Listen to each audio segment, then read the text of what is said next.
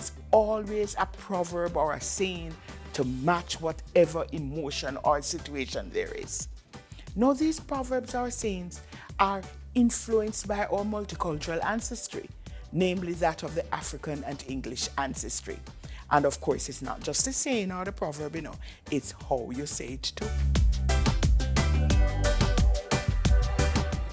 You too red-eye.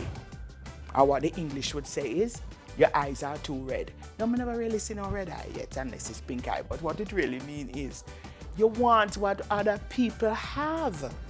You're envious, you're jealous, you're covetous, right?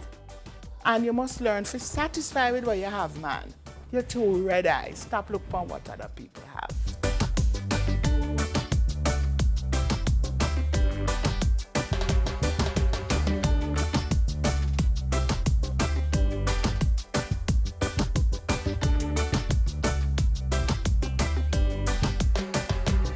There is so much truth and wisdom in our good old Jamaican proverbs.